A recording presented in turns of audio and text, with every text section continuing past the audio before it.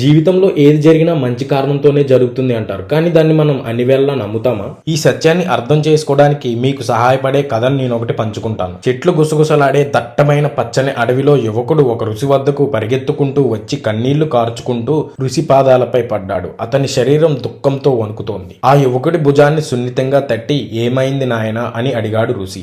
అప్పుడు ఆ యువకుడు ఏడుస్తూ ఇలా అన్నాడు: "నేను అన్నీ పోగొట్టుకున్నాను. దొంగలు అడవిలో నాపై దాడి చేశారు. వారు నా వస్తువులన్నిటిని దొంగలించారు. నా దగ్గర ఉన్నవన్నీ లాక్కుని నన్ను కొట్టి పంపించారు. ఇదేమన్నా న్యాయంగా ఉందా? నేను ఇంటికి తిరిగి ఎలా వెళ్ళను? నా జీవితం నాశనమయ్యింది" అని అన్నాడు. ఋషి జాగ్రత్తగా విని ఆపై నవ్వుతూ "చింతించకు కుమారా, ఏం జరిగినా మంచి కారణంతోనే జరుగుతుంది" అన్నాడు. అప్పుడు ఆ యువకుడి ముఖం దుఃఖంలో కోపంగా మారింది. "ఇది నాకు జరిగిన అత్యంత దారుణమైన విషయం. దాన్ని మీరు ఇలా ఎలా చెప్పగలుగుతారు? ప్రతిదీ కోల్పోవడం నాకు ఎలా మంచిదవుతుంది" అని కోపంగా అన్నాడు. ఆ మాటలు విన్న ఋషి కొంచెం సేపు కదలకుండా అలా నెమ్మదిగా మాట్లాడుతూ "నేను నీతో ఒక కథ పంచుకుంటాను. చాలా కాలం క్రితం సెలయేర్ల చప్పుళ్లతో చుట్టుముట్టి ఉన్న ఒక గ్రామంలో ఒక పేద రైతు ఉండేవాడు. అతను తన భార్య మరియు ఒక చిన్న కొడుకుతో నివసించేవాడు. వారికి పెద్దగా ఏమీ లేదు. ఒక సంవత్సరం భయంకరమైన వరద గ్రామాన్ని తాకింది. ఉగ్రమైన నీళ్ల తాకిడికి ఇళ్లన్నీ తుడిచిపెట్టుకుపోయాయి. పంటలు వేసిన రైతులు తమ దగ్గర ఉన్న కొద్దిపాటి ఆహారంతో సహా ప్రతిదీ కోల్పోయారు. దాంతో ఏం చేయాలో తెలియని దీన స్థితిలో ఆ రైతు చేతులు తలపైన పెట్టుకుని నేల కొరిగాడు. "ఇప్పుడు మనం ఎలా బ్రతుకుతాము? ఇది మనకి ముగింపు" అంటూ ఏడుస్తున్నాడు. కానీ ఆశతో నిన్న అతని చిన్న కొడుకు తండ్రి దగ్గరకు వచ్చి "ఏం జరిగినా చింతించకండి నాన్నగారు, మంచి కారణంతోనే జరుగుతుంది. అన్నీ జరిగేవి మన మంచికే" అన్నాడు. దాంతో దుఃఖంలో ఉన్న ఆ రైతు కోపగ్రస్తుడై "మనం కలిగి ఉన్నదంతా పోయింది. నువ్వు కొంచెం కూడా బాధ్యత లేకుండా మాట్లాడుతున్నావు. ఇందులో ఏం మంచి జరిగింది" అని కోపంతో రైతు తన కొడుకుని ఇంటి నుంచి బయటకు నెట్టాడు. "ఇంక నువ్వు నా కొడుకువే కావు" అని చెప్పి గట్టిగా అరిచి అక్కడి నుంచి వెళ్ళిపోమన్నాడు. దాంతో ఏం చేయాలో తోచక ఆ పిల్లవాడు గుండెలు బాదుకుని ఏడుస్తూ ఆ ఇంటి నుంచి వెళ్ళిపోయాడు. సమయం గడిచిపోతుంది. నిమిషాలు గంటలయ్యాయి.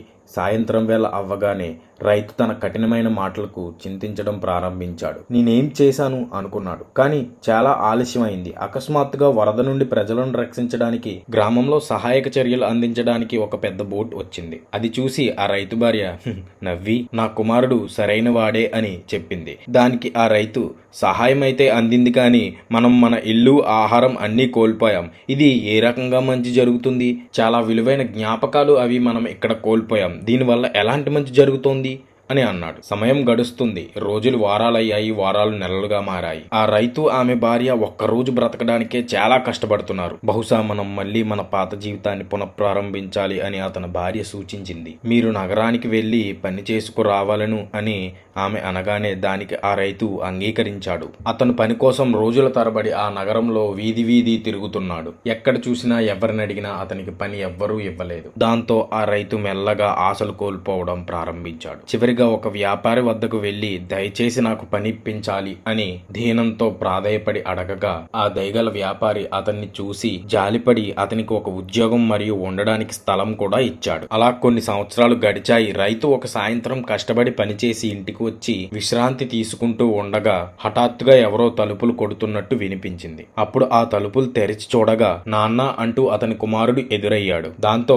ఆ తండ్రి షాక్ లో స్తంభించిపోయాడు. అతని ముందు నిలబడి ఉన్నది అతని కుమారుడా అని నమ్మలేకపోయాడు. ఆనందంతో మురిసిపోయి అతని కుమారుడు ఇంత పెద్దవాడు అయ్యాడా అని ముఖంలో చిరునవ్వు, తేజస్సు చూస్తూ ఉండిపోయాడు. దాంతో ఆ కుమారుడు చిరునవ్వుతో "నువ్వు నన్ను పంపిన తరువాత నేను నగరానికి వెళ్ళాను. మొదట నేను చాలా కష్టపడి పని వెతుక్కున్నాను. ఆ తర్వాత వ్యాపారం నేర్చుకున్నాను. చివరికి నా సొంత కంపెనీ నిర్మించుకున్నాను" అని చెప్పాడు. "నిన్ను, అమ్మని నాతో తీసుకువెళ్ళడానికి వచ్చానని చెప్పి నేను కొత్త ఇల్లు కూడా కొన్నానని చెప్పాడు. రైతు తన చూపులను నమ్మలేకపోయాడు. కుమారుణ్ణి కౌగిలించుకుని మురిసిపోయాడు. కొడుకు తన ఆనందాన్ని కన్నీటి బాష్పాలతో తెలుపుతూ ఇలా అన్నాడు: "ఆ రోజు వరద రాకపోయినా, నువ్వు నన్ను ఇంటి నుంచి బయటకు వెళ్ళిపోవద్దు అన్నా, ఇప్పుడు మనం ఇలా మంచి జీవితాన్ని పొందేవాళ్ళం కాదేమో" అన్నాడు. రైతు కన్నీళ్లతో నవ్వాడు.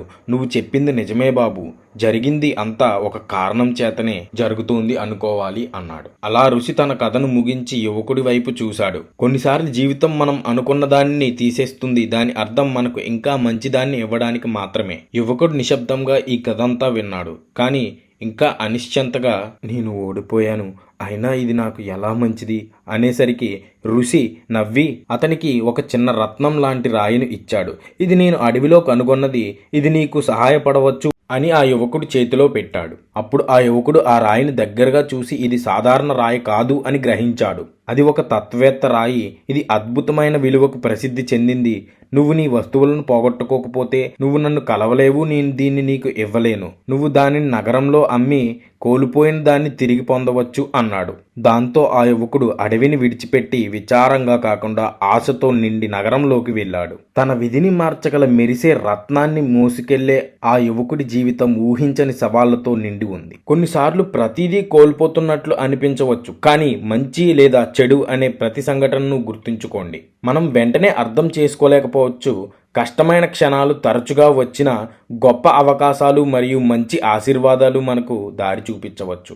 రైతు మరియు అతని కుమారుడు నష్టాన్ని భరించిన తరువాత శ్రేయస్సును కనుగొన్నట్లు నిరాశలో ఆశను కనుగొన్న అతని కుమారుడిలాగా మీరు ఆలోచించండి. మనం ప్రయాణాన్ని విశ్వసించాలి. సహనం, విశ్వాసం, ఏది జరిగినా మన మంచికే అనే ఈ తత్వాలే లైఫ్ని మంచిగా నావిగేట్ చేయడానికి కీ పాయింట్స్ అవుతాయి. కఠిన సమయాల్లో, విపత్తుకర వాతావరణంలో విషయాలు అసాధ్యం అనిపించినప్పుడు జీవిత కష్టాలు ఎదుర్కోవడం సహజం అన్నది గ్రహించండి. ఈరోజు ఎదురు దెబ్బ వెనుక ప్రశాంతమైనటువంటి రేపటి పునాది దాగి ఉంటుంది. మనం దాన్ని వెంటనే చూడలేకపోయినా ప్రతిదీ నిజంగా ఒక కారణంతోనే జరుగుతుంది. జరిగేదంతా మంచికే అన్న ఈ సత్యాన్ని మీరు 10 మందికి షేర్ చేయండి. ఛానల్ని సబ్స్క్రైబ్ చేసుకోండి. మిమ్మల్ని మోటివేట్ చేస్తూ మంచి మంచి స్టోరీలు చెబుతూనే ఉంటాం. Don't forget to subscribe. Survey జనా సుఖినో భవంతు.